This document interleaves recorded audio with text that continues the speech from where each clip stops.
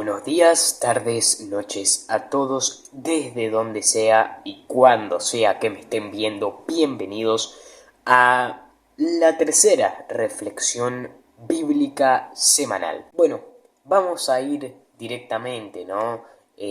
Con esta cita que es la carta de San Pablo a los Colosenses, capítulo 2, versículos 6 al 8.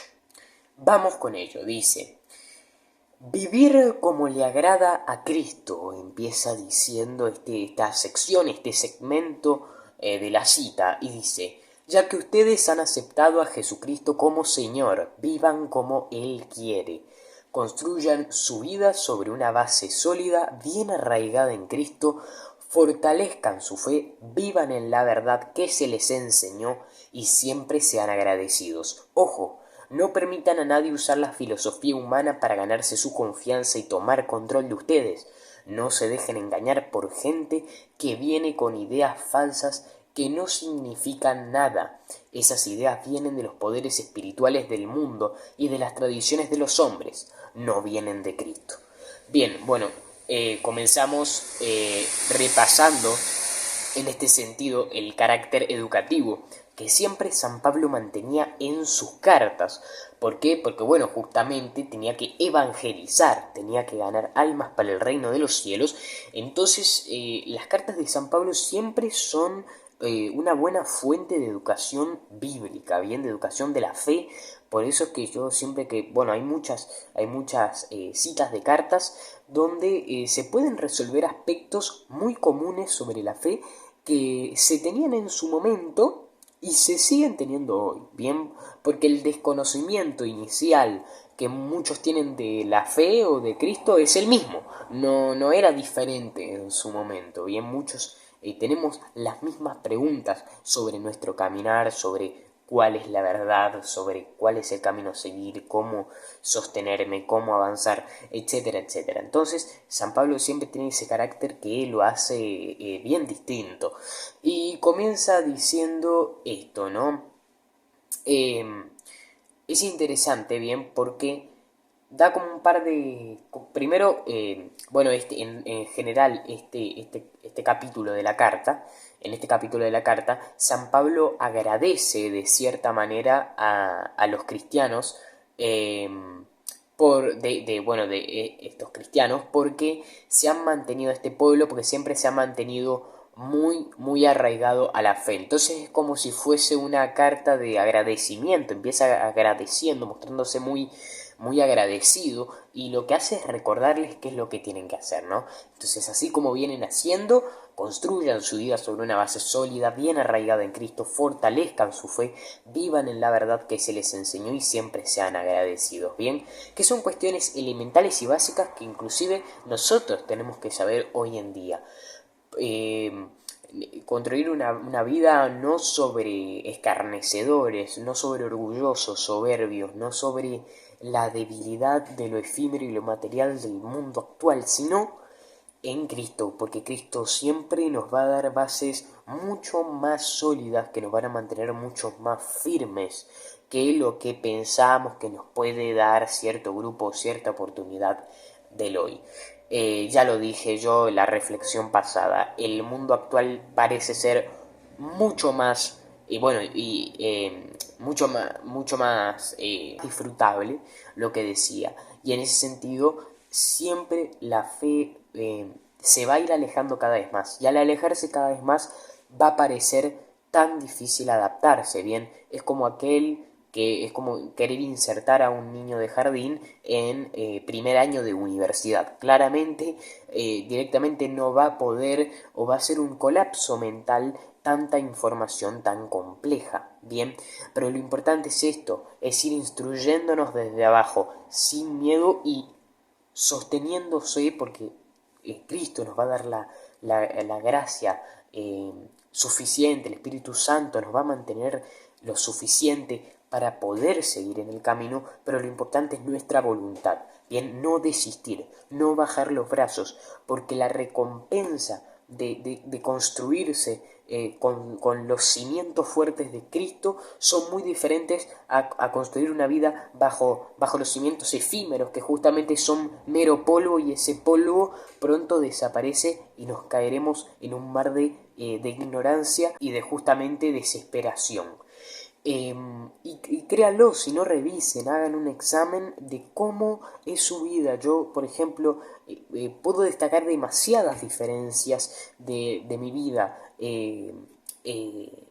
asemejándome al Señor frente a mi vida sin asemejarme al Señor. He construido muchos mayores valores, he entendido mucho mejor lo que es el significado del amor, de la amistad, del trabajo, de seguir, de caminar, de dar pasos fuertes, de recuperarse ante los vendavales y todas estas cosas que me han construido. Y sí, cuesta quizás mantenerse, pero uno mira atrás y ve el cambio y ve el progreso y sabe que ese progreso no ha sido en vano, porque todo lo que uno está sembrando aquí en tierra lo ha cosechado ya en el cielo, y ve que ha hecho un progreso sano, sin molestar a nadie, siendo una buena persona y a la vez justamente progresando, dando cambios que son realmente significativos en nuestra vida. Bien, entonces lo que dice acá es: no se dejen llevar por los discursos humanos. Bien, no se dejen llevar por las ideas falsas, por las ideas interesantes que parecen ricas de contenido, pero no son más que polvo. Bien, porque vienen de los poderes y de las tradiciones de los hombres y no vienen de Cristo. Así que mucho cuidado. Es como esto que se dice en muchas parábolas, ¿no? O en muchas enseñanzas, de no seguir a becerros de oro. Bien, así que no es una cuestión de obligación, es una cuestión de fe y de experimentación. Darse cuenta que un camino atado a Cristo realmente es un camino atado a una roca que no se mueve y realmente nos dará una vida próspera. Y bueno, me traslado hacia el día jueves 20 de marzo. Quiero introducir en este video también, ya que la semana anterior, bueno, esa semana que grabé la anterior reflexión, no pude editar y subir este video, así que introduzco esta. Tenía muchas ganas de hablar sobre uno de los versículos que incluí en el último resumen de misa que hice. Ya vendrán nuevos, pero bueno, con temas personales, escolares y demás, realmente los calendarios se hacen muy cortos, pero bueno, siempre tratando de, obviamente, lo que deben hacer todos, creo yo, que es dedicar ese espacio correspondiente a Dios, porque si amamos a Dios sobre todas las cosas, el tiempo para Él es primordial. Es decir, esto es, hay que designarse un tiempo y ese tiempo cumplirlo justamente. Pero quiero hablar de porque me encantó. Eclesiástico 27, ya miré los primeros versículos y me atrapó por completo. Yo creo que es uno que voy a leer personalmente luego, les recomiendo hacerlo porque se ve muy interesante. Y en este caso dice: antes de oírle discurrir, es decir, hablar, no alabes a nadie, así se prueba y bueno, se aprueba a una persona. Bien, entonces nos habla de algo muy importante, ¿no? Eclesiástico 27 realiza como una especie de resúmenes de lecciones de vida y de enseñanzas de vida que son muy interesantes, ¿bien?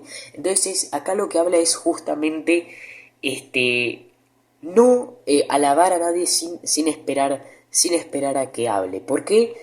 Porque, bueno, nos mencionaba yo en esa misma reflexión de misa, que luego en el Evangelio, si no me equivoco, de Mateo, se mencionaba esto de aquellas personas que juzgan, bien, en lugar de mirarse a ellas mismas al espejo, bien.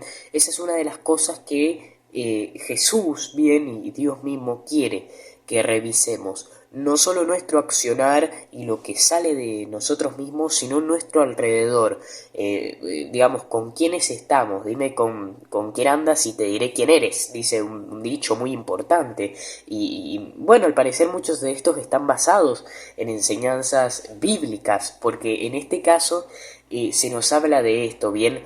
Muchas personas de cara, de apariencia, justamente nos habla de esto, ¿no? De de la apariencia de una persona, de la portada, bien, que presenta a una persona, que muchas veces parecerá buena, otras veces parecerá mala, bien, pero en específico acá nos habla de alabar, por lo tanto esa apariencia buena digamos, esa máscara que parece, digamos, muy atrapante y prometedora, realmente se podrá apreciar el rostro verdadero de esa persona si le oímos hablar. Y esto es si le oímos reflexionar cómo esta persona trata y se expresa frente a las distintas situaciones y condiciones de su día a día, bien, porque estas personas podrán parecer buenas, pero luego tratan mal, luego tienen una mala forma de resolver, que donde no aman al prójimo, donde no aman a Dios, más bien les faltan el respeto a ambos.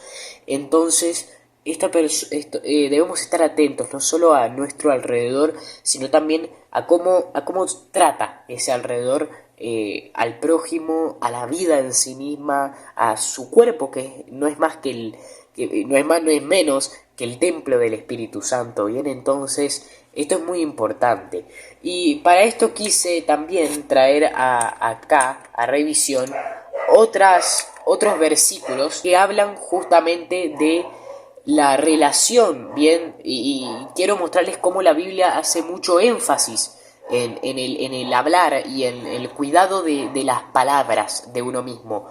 De hecho, Proverbios capítulo 10, versículo 19 dice: en las muchas palabras no falta pecado, pero el que refrena sus labios es prudente. Bien, nos habla de este control, no el que habla más es más sabio, no el que habla más justamente hace mejor, sino que muchas veces hace peor, porque cada una de sus palabras tiene consecuencias y justamente aquel que habla mucho, aquel que se deja llevar, muchas veces cae en el pecado. Y luego dice Proverbios 17, 27 al 28, el que ahorra sus palabras tiene sabiduría, de espíritu prudente es el hombre entendido, aun el necio cuando calla es tenido por sabio, el que cierra sus labios es entendido.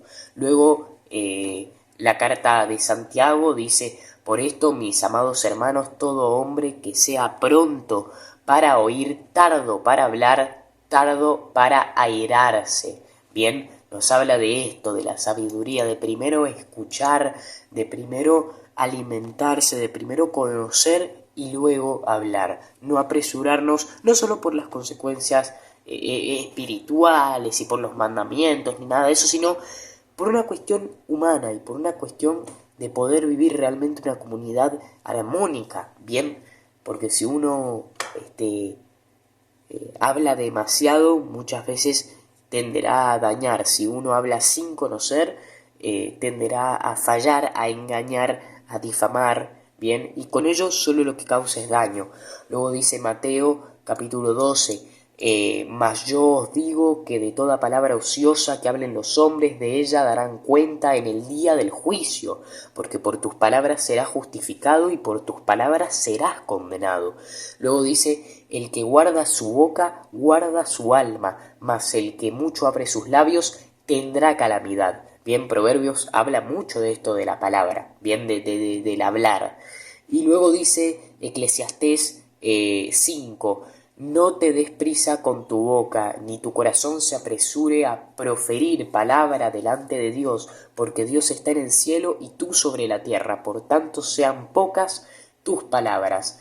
Y luego dice Santiago 3, porque todos fallamos en muchas cosas, si alguno no falla en palabra, este es varón perfecto, capaz también de refrenar todo el cuerpo. Y esto es lo que hablaba. No toda enseñanza, no todo mandato o consejo bíblico, sobre todo es en sentido literal. También se habla de que esto, ¿no? De el que sabe frenar su palabra, el que sabe frenar su lengua, sabrá frenar también su cuerpo. Y esto va mucho más allá, ¿no? Con esta misión final de cuidar el templo del Espíritu Santo, porque el templo se construye por acción, pero también por palabra.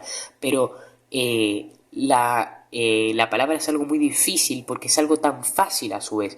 Muchos hablamos, muchos juzgamos, muchos tendemos a criticar, pero ¿es gratis esto? No, no es gratis ni social ni frente a Dios. Bien, porque el único perfecto, el único que está en las alturas, como dice Santiago, el único que puede juzgar es Dios. Nosotros no, nosotros debemos utilizar nuestra palabra ¿para qué?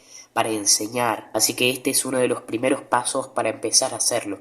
Cuidar la palabra, el insulto, cuidar la crítica, bien. Esto de hablar, de juzgar sin conocimiento, bien, porque las consecuencias que pueden tener para el prójimo son hasta graves. Y recuerden la ley, amar a Dios y amar al prójimo. Y amar al prójimo con la palabra será también amar a Dios, porque Dios ha querido que esta iglesia funcione, que esta iglesia sea armónica y que al fin y al cabo todos lleguemos al reino de los cielos. Bueno, muchísimas gracias, espero que hayan disfrutado estas dos reflexiones y les mando un saludo enorme.